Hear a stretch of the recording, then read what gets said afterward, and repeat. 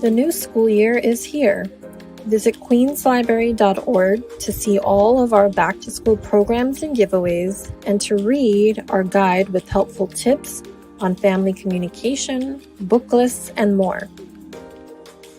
Banned Books Week is from September 18th through September 24th, and we are celebrating the books that dare us to think deeply, opening our minds to new perspectives, cultures, surroundings, and beyond. Participate in our sweepstakes online or in person, or visit our website to view our top 100 most popular banned and challenged books in circulation during the past decade. A QPL card is your passport to over 5.3 million books, movies, and other media, over 19,000 classes and events per year, over 5,000 computer workstations, and so much more. Enjoy these wonderful benefits by applying for a library card on our website or at your local library.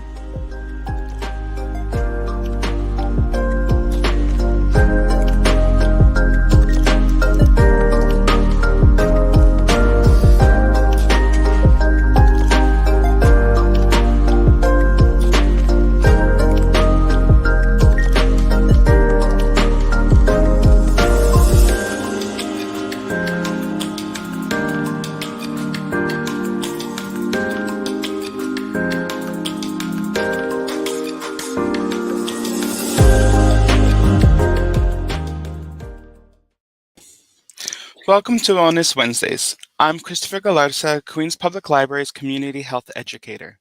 Today, we welcome back Cherise Francis for a monthly workshop series where we will read and discuss excerpts from essays and generate written work based on prompts inspired by the memoir anthology You Are Your Best Thing, Vulnerability, Shame, Resilience, and the Black Experience, edited by Tarana Burke and Brene Brown.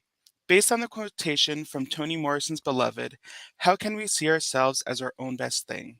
How does living in our truth give us the breathing room to be our full selves? We will be deep diving into various themes like vulnerability, family, healing, spirituality, social and institutional oppressions, art, and memory. And without further ado, Cherise, please take it away. Thank you, Christopher. So today our topic is finding freedom in our joy and self-love. We'll be reading two essays, one from Austin Channing Brown and the other from Kaya Nadira. But first, I wanted to share one of my favorite poems from Lucille Clifton to give you a chance to think a little bit deeper about what joy means to you. So this poem is called Won't You Celebrate With Me by Lucille Clifton, and I'll read it.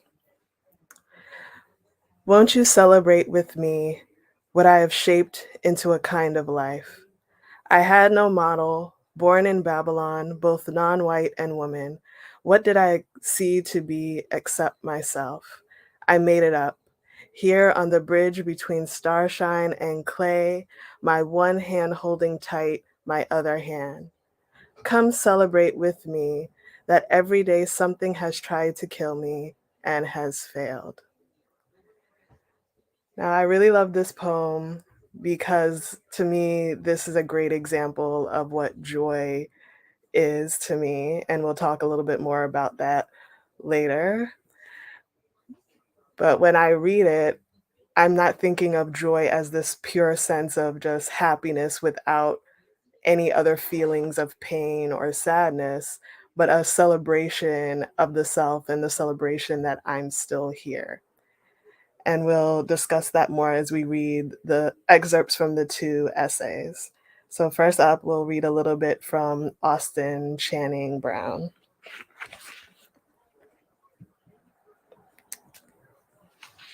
So this is her essay called The Joy I Have.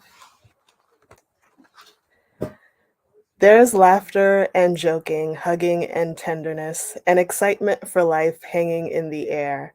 And then there's a split second when the good time seems too good to be true. A certain grimness slices through the merriment. There is now only before and after. It's a pattern that works because we intuitively recognize the jolt of fear that is all too good to last. Parents feel it when the kids are happy and relaxed and snuggling. Partners feel it when love swells and overwhelms. Students feel it when everything seems to be breaking their way. Pet owners feel it when the cute little face of their puppy or kitten is too much to bear. Entrepreneurs and creatives feel it after securing the big deal. In the moment when we are filled with joy, we wonder if there is a haunting force out there that will soon steal our joy away. In her book, Daring Greatly, our friend Brene calls this phenomenon foreboding joy. She explains, we're afraid that feeling of joy won't last, or that there won't be enough, or that the transition to disappointment or whatever is in store for us next will be too difficult. We've learned that giving in to joy is at best setting ourselves up for disappointment, and at worst, inviting disaster. And we struggle with the worthiness issue. Do we deserve joy, given our inadequacies and imperfections? And so we find ourselves shrinking back from moments of joy. We recoil from the feeling and to varying degrees from the people who bring us pleasure. We withhold excitement in exchange for the preparation of disappointment. We steel our hearts for tragedy rather than softening into the vulnerability that joy makes us feel. I am certainly guilty of this whenever I talk with my only living grandmother or even think about her for long. I worry that my joy means she will soon pass away. When my husband plans for me to have time to myself, I worry that he and my son will get into a car accident, all because I was excited to read a book without interruption. When I hug my father and breathe in the smell of his gray flannel cologne, I wonder if this will be the last time I feel his arms wrapped around me. It's a problem, and one I'm working towards recognizing in order to practice embracing joy rather than repelling away from it. I follow up thoughts of my grandmother with a text message to her, even if we just got off the phone. I breathe deeply and squeeze my husband and son before they leave. I look my daddy in the eyes and tell him how much I love him. But I have discovered a far more despicable agent of foreboding joy in the form of racism. For Black people and other people of color, there is a level of apprehension that it isn't wrought from an uneasy feeling of undeservedness, but from the knowledge that racism is the silent stalker, always willing to wring joy from our lives. This level of foreboding joy is not in our heads, it is in the evidence of our experience. As I type this, the world is in the midst of managing a global pandemic. It is common knowledge that in America, those who are elderly and Black are disproportionately more likely to die from illness. And so my worry is heightened for my grandmother. When my husband is in the car, I do not fear the possibility of an accident, but the possibility of a police officer harassing him, maybe even taking his life. I'm all too aware that my father may not fall outside the statistics of Black men who have increased health problems compared with other demographics. For me and many Black people, the data revealed by systematic racism isn't a vague notion, but a real enemy that may turn and come after me at the moment when I'm too joyful to pay attention. And we'll stop there and talk a little bit about foreboding joy.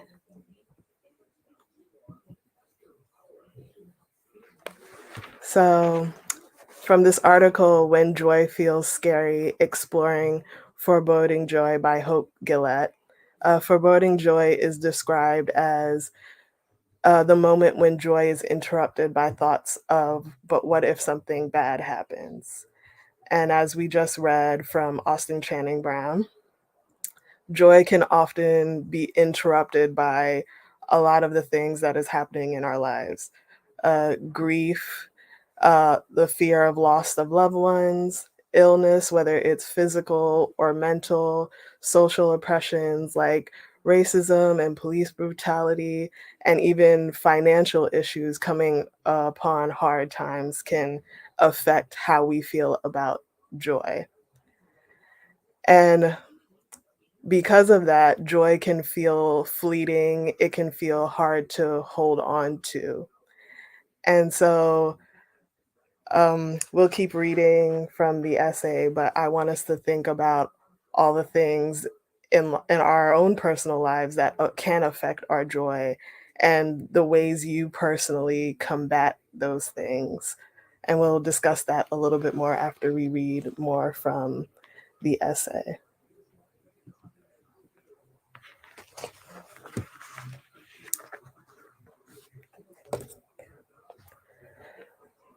What do you do when you are all too aware that Blackness makes you uniquely vulnerable in this world? Traditionally, the Black community has relied on a spirituality born of hardship and humanity. To declare a phrase popularized by gospel music artist Shirley Caesar, "This joy I have, the world didn't give it to me, and the world can't take it away." This is not to create a monolith of the Black community. I am no way suggesting that all Black Americans have found refuge in the gospel of the Christian church. Instead, I mean only to point out a shared rooted resilience in joy. Contained in this one sentence is a staunch declaration that if the world will take from me, it will do so only once, not twice. It cannot have both tragedy and my joy. This posture is not giving into foreboding joy. It does not suggest that since racism can steal from me, I will care about nothing and no one. Instead, it lives paradoxically at the intersection of joy and pain, realistically acknowledging that pain may come, but that pain cannot permanently drown out joy. After generations of horrific oppression, after centuries of second-class citizenship, after a host of atrocities from colonization to genocide and all manners of horrors, we have learned that the only thing white supremacy would love more than taking our lives is for the lives we have to be diminished, less than human, filled with despair, containing only fear. But our community has learned that even the darkest depths of human evil cannot snuff out our experience of joy, of laughter and love, of good food and good conversation, of family, legacy, and hope for the future, of creative endeavor and the pursuit of justice. The joy of Blackness persists. Our joy is in having loved and been loved well. Our joy is in the ties that bind us to one another. Our joy is in the legacy of all that our ancestors have done for us. Our joy is in being able to participate in that legacy now. Our joy is in the taste of freedom, regardless of whether we got only a morsel or the whole pie. Our joy is in a shared language, a shared dance, a shared game, a shared song. Our joy is in having left a mark in the world, being able to say, I was here. And none of these things can be placed in a box and buried in the ground. They are resilient in that they are everlasting, surviving long after the pain of tragedy has waned. There are very real ways our community attempts to keep the fear of tragedy away. A mother tells her son to pull his hood off before he enters the store. A partner reminds her wife to tuck the receipt away in case they're accused of stealing. Before leaving the house to walk the dog through the neighborhood, we double check that we have ID to quickly end any accusations that we don't live in our own neighborhood. Even my husband and I, on our way to the hospital to deliver my son, sat in the car making plans between contractions. If something goes awry with my labor and doctors do not believe me, we'll make clear that you are an attorney and they should take us seriously. No, need to tell them your specialty is juvenile justice. We do our best to anticipate the ways white superiority will pop up in our everyday. I'll stop there before we continue to the next session. I want to talk about what is joy.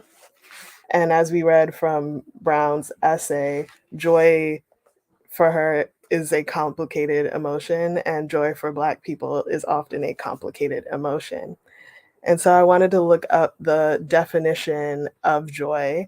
And in Merriam-Webster, it says it's the emotion evoked by well-being, success, or good fortune, or by the prospect of possessing what one desires, a state of happiness or felicity. And as with all definitions, sometimes definitions, the meaning is too vague or it doesn't apply to everyone. As you see in this definition, not everyone has what they need for full well-being, or the success is not the success they may want, or they may not have good fortune in the way we stereotypically think of good fortune, or have all the desires of their life mainly because of societal and environmental circumstances, mental and physical illness. There are various reasons why joy will be complicated. And so I wanted to talk a little bit deeper about joy, whether we consider it something that just happens to us, like a passive feeling, or is it something we have to take action to have or and practice, mainly like how Brown lists her descriptions of joy for herself. And joy fits under what is called a positive affect. It's a umbrella term that describes several emotions like joy, enthusiasm, optimism, and contentment or satisfaction. And the National Institute of Health links positive affect emotions such as joy to mental and physical health benefits. It gives us mood boosts, and it involves many of the chemicals in our brain with happiness like dopamine, oxytocin, and serotonin. But in thinking beyond Merriam-Webster's definition of joy, I want us to also think of joy of how we respond or perceive the moments in our lives, and seeing opportunities or ways to align with the joys in our life. So joy is a sense of proactiveness or agency. And I really like this quote from The Difference Between Happiness and Joy by Morgan Guyton, that describes joy on a more complex level. Being fully alive, fully present, fully empowered in the midst of whatever circumstances. Joy does not preclude grief or rage. It means standing in the midst of grief and rage with dignity and power. Joy is both wild and at ease with itself. It is not anxious or conflicted, but is absolutely explosive and contagious. Joy is not unobtrusive and polite to the people around it. It intoxicates some into shared rapture and goads others into disdainful disgust. So I like that definition of joy that is more complex and more about the agency we have in our lives and the ability to feel fully present within ourselves despite what's happening around us and our circumstances. And I think it very much aligns with what Brown talks about in terms of Black joy. So in thinking about Brown's listing of what joy is for her, I want to share this prompt of creating a list poem answering what is joy for you. So you'll start with my joy is, and you can create a list of as many joys for yourself. And I'll give you a couple of minutes to begin writing that for yourself.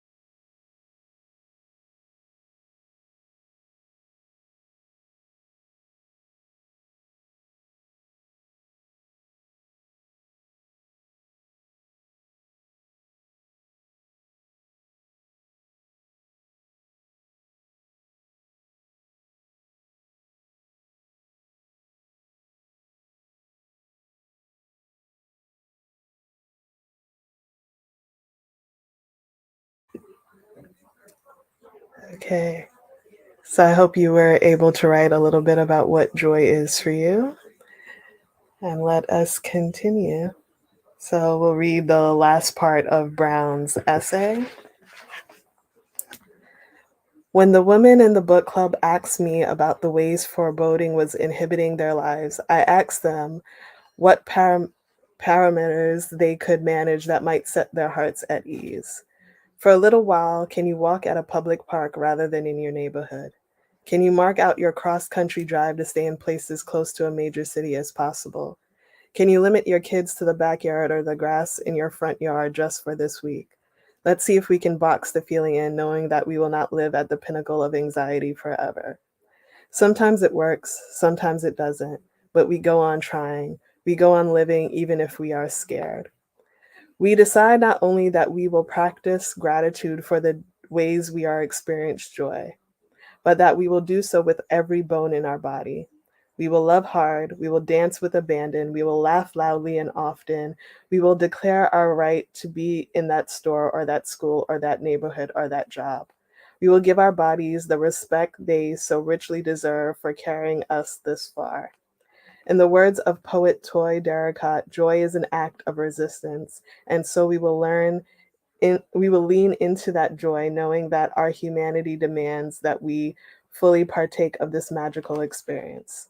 When I look into my little boy's eyes and wonder if his life will mirror Trayvon's, I silently thank Trayvon Martin for his life and Sabrina Fulton for sharing his story. And I lean over to my little boy, kissing the top of his head. I let my heart swell with joy over his existence in my life, for that little personality that is intrigued by zippers and pockets and hoods. I will love him harder and in this become softer. I will be vulnerable, open to being hurt because I trust that my joy in him cannot be taken away.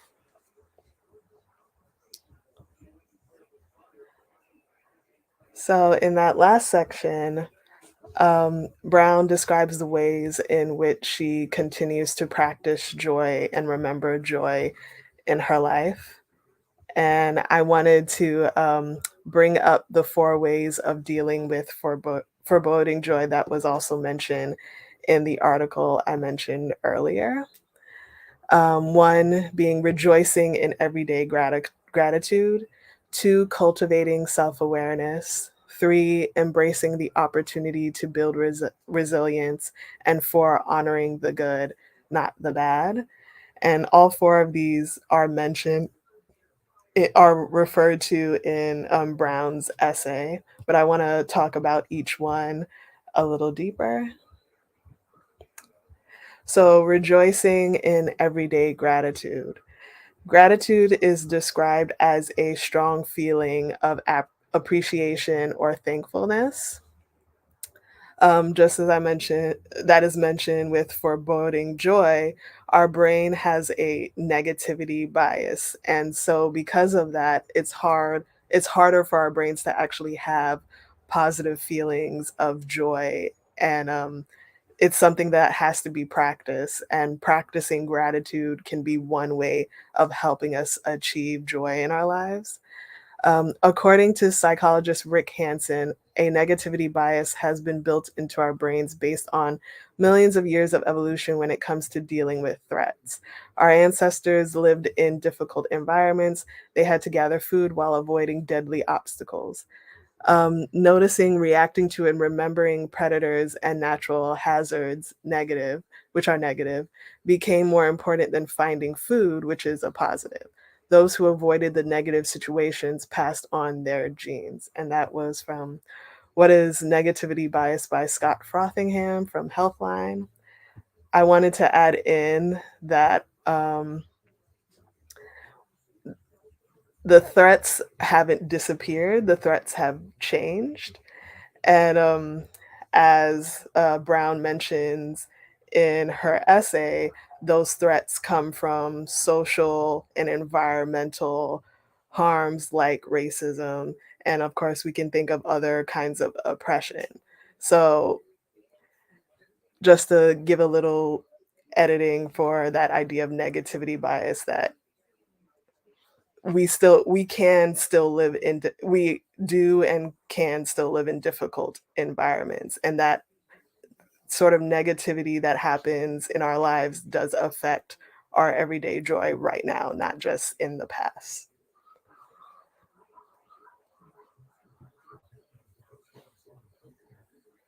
So, in thinking about how our brain tends to search out for threats and negativity, and so we have to develop a practice of gratitude, such as finding things that nourish us in the same way that finding food was a positive for us. I wanted to share another prompt of creating a gratitude meditation for yourself. The first one is creating a list of things you are thankful for or have learned during the day, because learning can also be something you can be thankful for. It doesn't have to just be something absolutely good, but things that you can find that is good even in a negative situation. Two, incorporating a self-care or self-love ritual or regular practice, much like in the way Brown lists the "we will" over and over again. So writing a list of "we will" and answering that for yourself. And three, creating what I call an embodied gratitude practice, where you thank your body in different ways for continuing to keep you alive. So for me, I do things like do regular deep breaths, because I work a lot on the computer and with my smartphone, doing regular stretches with my hands, with my neck, so my body stays fluid, doing regular self-touch or acupressure or self-massages, resting your mind for at least 5 minutes every hour. So I'm gonna give you a couple of minutes again to, create a list for yourself of things you are grateful for, or creating a kind of ritual or practice of self-care and gratitude for yourself. So I will give you a couple of minutes for that as well.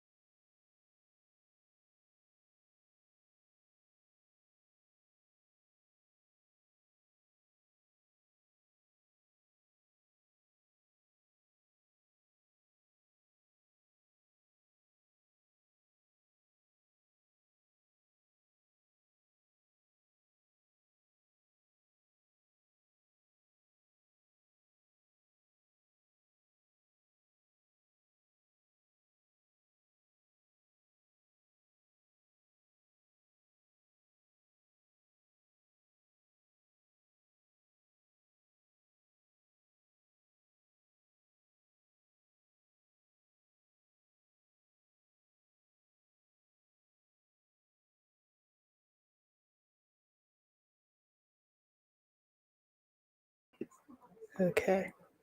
I hope you were able to create a gratitude meditation or practice for yourself. So let us continue with the next one, which is cultivating self awareness. Now, practicing gratitude can be one step towards joy, but it's also sometimes not enough because it can be used as a distraction from being aware of the negative things that are happening in your life. So, for example, this author, Sarah Bentz from Healthline, wrote in Why I Quit My Gratitude Practice to Improve My Mental Health. They wrote, instead of encouraging positive emotions and hope, I use my gratitude practice to invalidate my own feelings and experiences. Um, Obviously, something had gone very wrong in my gratitude practice. By constantly invalidating my experience, I wasn't giving myself the space to acknowledge what was happening and process my feelings. Gratitude shouldn't be practiced in a way that compares ourselves to others, say Habash. It's not about who has it worse or better. It's about finding what is available to us here and now that we can appreciate. It's important when practicing gratitude not to invalidate your feelings of stress, says Dr. Nikisha Hammond, a psychologist and author in Brandon, Florida, and past president of the Florida Psychological Association. Hammond continues, you can have both a strong sense of gratitude along with feelings of sadness, confusion, or anxiety. So, as we read here, oftentimes we're told that joy or gratitude is just about being grateful for the good things that are happening in our lives. But good things don't always happen in our lives. And so it's important to have not just gratitude about the good things, but also self-awareness and being honest with yourself about what's happening to you and your body and the world around you as well. So, the definition of self awareness um, from Merriam Webster, it's an awareness of one's own personality or individuality. Psychologists Shelley Duvall and Robert Wicklund proposed this definition as well. Self awareness is the ability to focus on yourself and how your actions, thoughts, or emotions do or do not align with your internal standards. If you're highly self aware, you can objectively evaluate yourself, manage your emotions, align your behavior with your values, and understand correctly how others perceive you. And this goes along with what we read in Brown's essay, where she wasn't just talking about the good things that are happening in her life and the lives of Black people, but also being aware of the societal conditions and oppressions that can affect her ability to feel joy and taking steps and actions as well as talking with others and helping them take steps and actions to be able to cultivate joy in their lives. So, in thinking about cultivating self awareness, there's both internal and external self awareness. And I learned this from Tasha Eurich, and I'll mention their article at the end. Internal self awareness is being aware of your own internal sense of yourself, of how you're feeling within your body, um, how you're responding to things, what your own personal values for yourself are, things like that. While external self awareness is being aware of what others perceive of you, and what they perceive of you can be a good thing or a bad thing. What they perceive of you can be uh, accurate critique of things you need to change, but it can also be uh, a wrongful perceptions that affect how you move through life. Um, when cultivating self awareness, I also wanted to bring up what Sarah Bentz talked about in the same article about thinking about authenticity, how to be your full self in a space, or be as much as of who you are and what you can be in a space. Um, Emphasizing the simple things or smaller things over big things. We tend to sometimes want to go after big um, goals or big things happening in our lives instead of noticing the things that may not be as obvious or as flashy or showy, but these small little things that can keep us going throughout the day is just as important. As we just read about gratitude, um, not using gratitude to escape how we actually feel, but also validating how we actually feel, even if you feel sad about things, actually acknowledging those feelings as a step towards cultivating self awareness and joy in your life, and also staying away from comparisons. Living in hyper social media world that we live in now, it's often very easy to compare ourselves to other people and wish you had their life as well. But as we know with social media, a lot of that imagery is curated and not is not true to what people are actually going through in their actual real lives. So focusing more on yourself and where you are and where you're at in your current life instead of comparing yourself to other people helps to cultivate self-awareness and joy for you. So self-awareness and joy involves regular introspection and regular reflection, being accountable to yourself and other people, especially people in your community. Having a sense of emotional intelligence, which means understanding your feelings and taking necessary steps to be able to cope with those feelings, as well as having compassionate boundaries. Um, Boundaries help us to navigate the world better. And as I've heard from other people, boundaries helps us to make healthy communities with other people. By sharing your boundaries with other people and other people sharing their boundaries with you, it's easier for you and others to know how to interact and engage with each other.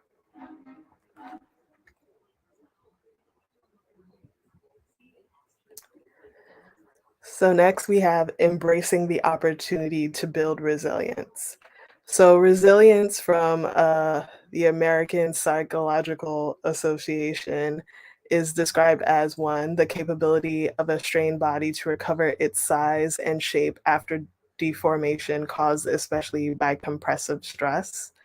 And two, an ability to recover from or adjust easily to misfortune or change. And that was from actually Merriam-Webster. This one's from the American Psychological Association. Resilience is the process and outcome of successfully adapting to difficult or challenging life experiences, especially through mental, emotional, and behavioral flexibility and adjustment to external and internal demands. So, in thinking about what we just read about self awareness, resilience has to do with our ability to be able to adapt and make the steps necessary for positive changes in our lives.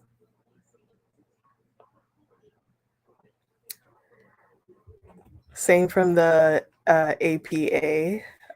Resilience, a number of factors can contribute to how well people adapt to adversities, predominant among them. One, the ways in which individuals view and engage with the world. Two, the ability and quality of social resources. Three, specific coping mechanisms.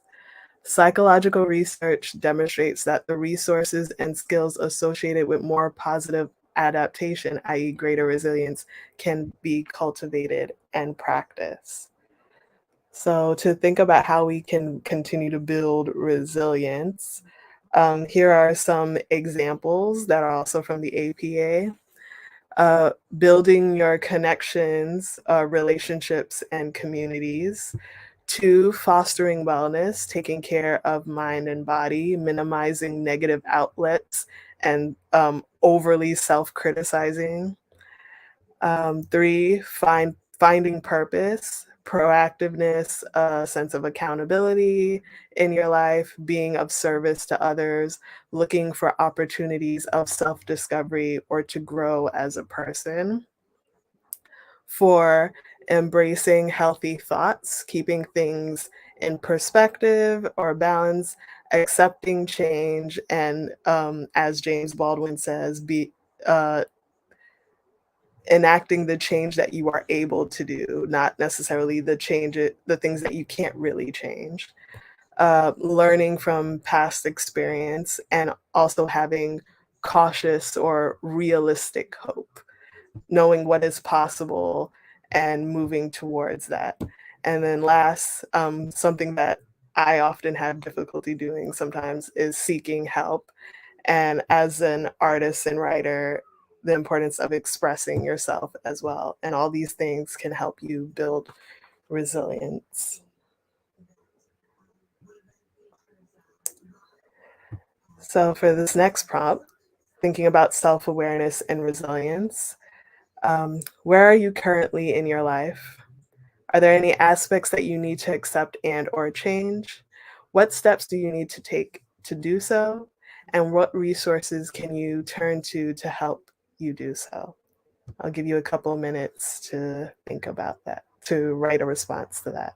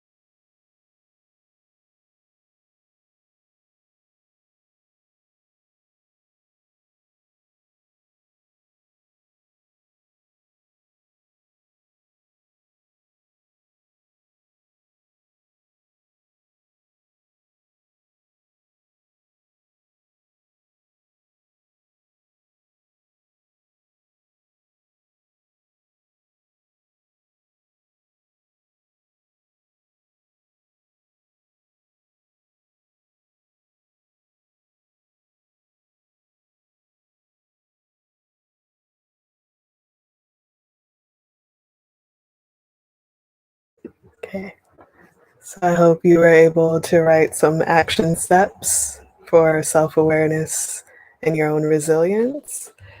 And last, to end with honoring the good and not the bad. Since our brains are wired to notice negativity, what we give attention to acts as a kind of currency that recirculates. Giving extra attention to the good helps us to care for ourselves and give us the nourishment we need to transform ourselves for the better. And I use this quote from Philippians 4:8 in the Bible that says, "Finally, brothers and sisters, whatever is true, whatever is noble, whatever is right, whatever is pure, whatever is lovely, whatever is admirable, if anything is excellent or praiseworthy, think about such things." So honoring the good and focusing and practicing on focusing on the good things you can find in your life helps to transform your lives for the better. So next, let's read a little bit from Kaya Nadira's Filling Every Page with Joy, Rewriting Trauma and Shame. I can do all things through spite, which strengthens me was a motto I lived for most of my life. I had pushed myself through high school and college and boys and girls and gender and queerness by using my trauma as kindling for the massive inferno brewing in the pit of my stomach. I thought vengeance would save me. I was motivated by the constant thought of seeing my abusers, my harm doers watch me shine, and I wanted that shine to burn them. Resilience wasn't enough. Every time I got up, I was knocked down or pushed down or violated or gaslit because I went into the world armed with only my strength. Just be resilient, my mother always said, and I was. I held my chin up to the storm, but it still knocked me on my ass. I was living in a world that was constantly taken from me. My bodily autonomy, my agency, my joy taken from me. So I clung to spite. I clung to my anger, and I gave it credit for every aspect of my success. I became obsessed with and comfortable in my bitterness because I somehow thought the reward would be joy. I ignored the rot and decay oozing from my spirit and learned to smile and speak and live as if I had not given this rage deep inside of me. I felt myself turn to ash and float away in the wind. Deep down, I knew the reward for my bitterness would only beget bitterness because when you are living in rage, nothing is ever enough. Something is always missing. I wondered if I did not have this anger living so deep in the pit of my belly and rooted in my soul, what did I have? What I should have been asking was, what did I want? That was something I hadn't considered in years. I had no concept of what I wanted my survivorship to look like because the truth was I didn't want to survive. I had always thought there was a cap on how long I could hold on all this inside me and still live. I knew I'd reach my breaking point one day, but until then, I planned to patiently wait to die while engaging in as much recklessness as I could speed up the process. My therapist called this mania. I called it life. Not many people know about my diagnosis. I tend to place parts of myself and my life into vaults, locking them away to hide from the world. I always thought I had a certain air of general insanity about me, but being diagnosed with bipolar 1 disorder when I was just 21 was the nail in the coffin for me. I felt like God's favorite broken toy because surely he must have been up there effing with me. A life constantly enduring was not a life I ever wanted for myself, but what did I want? What did I need? The truth is, I had no clue. I certainly did not expect the life I have. I didn't expect the trauma I would experience and eventually have to face. None of it. Isn't it a drag that we have to pay the price for other people's hurt, that we have to bear the weight of trauma they inflict on us? I suppose what I want is simple. I want a life and a body that feels like mine. I want to feel at home in myself. My goal for survivorship is just to feel whole. I don't feel like that's too much to ask. So in thinking about that excerpt from Kaya Nadira's work, I wanted to bring back the quote from Brown's essay of "The joy I have, the world didn't give it to me and the world can't take it away," from Shirley Caesar, and "Joy is an act of resistance," from Troy Daracott. So in thinking about how do we remember our joy and remembering joy as resistance, as resilience, I think it's important to think about this essay from Kaya Nadira and how they focused so much on, in a sense, revenge and vengeance that they weren't able to actually focus on what they wanted out of their lives and the joy they wanted out of their lives. And so, in thinking about that excerpt, I want us to think of joy as recognition of our own worth and deserving to receive that joy, because oftentimes trauma and pain can have you focus your attention more on the harm that has happened to you and not on what you want for your own life and using that as something to help shape who you are and transform you.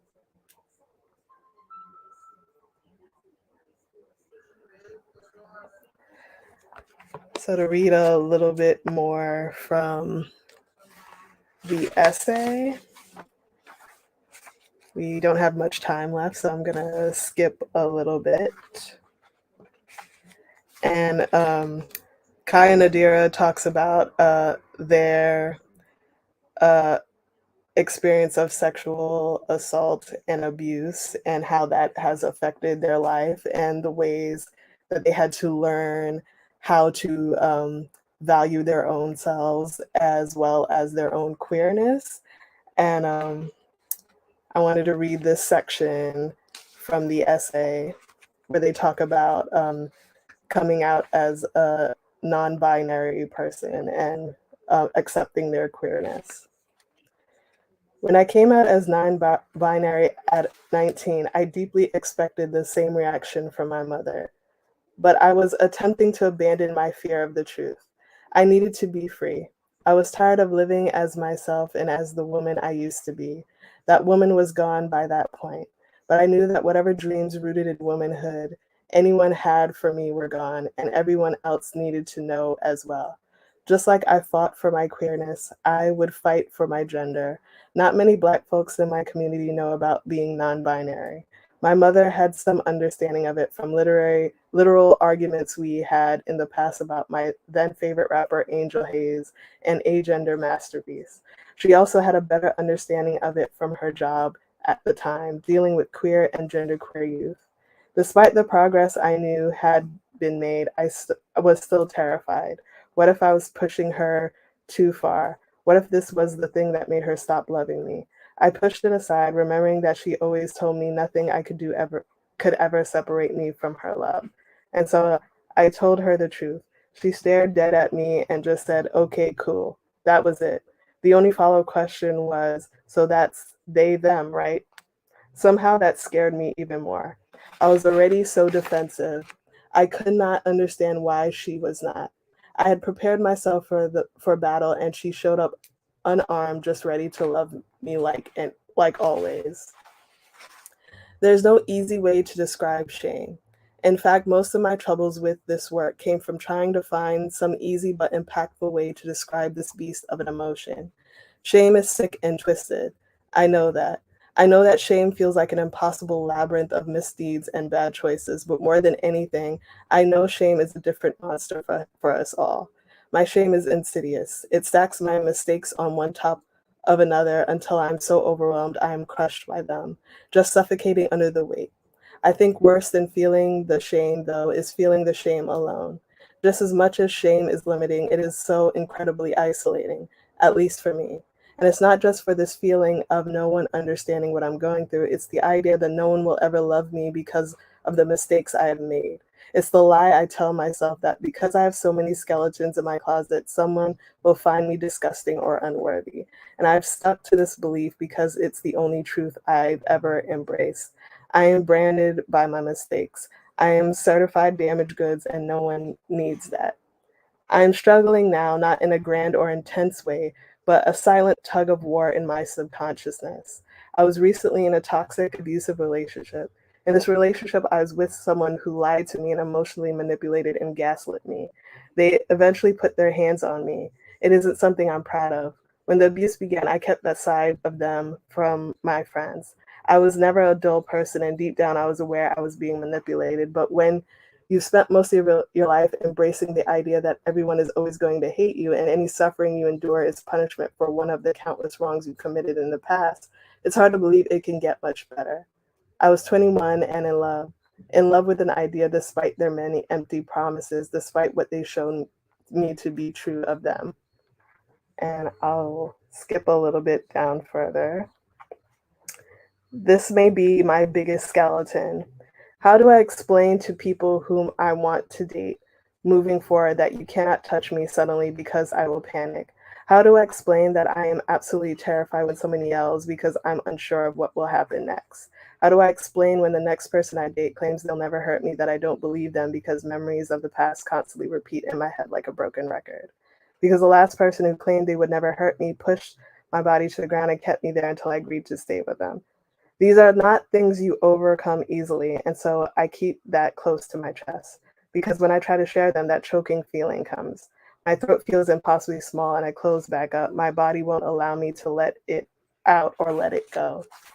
The truth is, I will always be a survivor. I will always wonder who I could have been if I had not been so traumatized so early. There will always be something that I have to overcome. And truthfully, I think that's okay.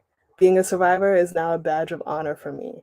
I can say with pride that I did more than power through and I'm doing more than surviving. I am living. At least I'm living life to the fullest I can. Vengeance is not my savior because I saved myself. Dancing saved me. My community saved me. Love saved me.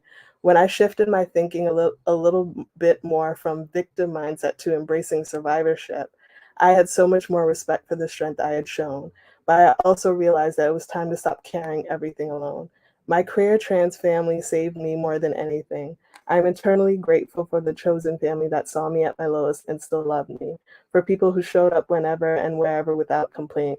Without them, I would not have realized that I wasn't alone. Without them, I would never released the death grip I had on my anger and started to really think about what was next for me. Thanks to them, I had an entirely new blank chapter to write, and I plan on filling every page with joy. So, as we read in this excerpt, Kai and Nadira talks about how they still struggle with their own mental illness, as well as feeling like they deserve joy in their lives, and how their trans and a queer community help them to see that they are deserving of love and deserving of joy. So joy, as we're writing trauma and shame, it helps to change and reorient the meaning of resilience or strength, which is something Kai Nadira talks about in letting go, this kind of sense of defensiveness or hypervigilance where you're not at peace and you can't just enjoy what comes next, that kind of foreboding joy we talked about earlier. And that practicing joy begets more joy in relation to what Nadira says about bitterness begetting more bitterness. Practicing joy will beget more joy because it helps you to reshape your perception of yourself and the world around you. And that accepting your grief also gives space for you to honor new stories to come into your life. As Ancestors in Training talked about, it creates a space for new stories. And Nadira also mentions that at the end of the essay. So developing and activating joy helps you to feel a sense of self-love and self-compassion. And as a takeaway prompt, and thinking about how joy relates to pleasure and desire, what do you want from your life? What do you need? What boundaries do you need to experience joy fully? What brings you the most joy? And you can think about that after this workshop is over. And I just want to leave you with a few quotes from Maya Angelou and Audre Lorde. You can read these on your own. I think these are very important things to remember about what joy is. Joy as a sense of celebration, joy as a sense of freedom and liberation, and joy as being a kind of self-connection to your own self, but also connection with others as well. And I'll end with resources that you can find on your own. The Risks of Joy by Joseph Burgo, The Neuroscience of Happiness by Michael Beigereisen, and What Self-Awareness Really Is and How to Cultivate It. It's Not Just About Introspection by Tasha Eurich. And thank you for joining me for this workshop today. Thank you so much, Cherise. That was a really great workshop. And thank you, everyone, for joining us. And we'll see you at our next Wellness Wednesdays. Thank you, everyone.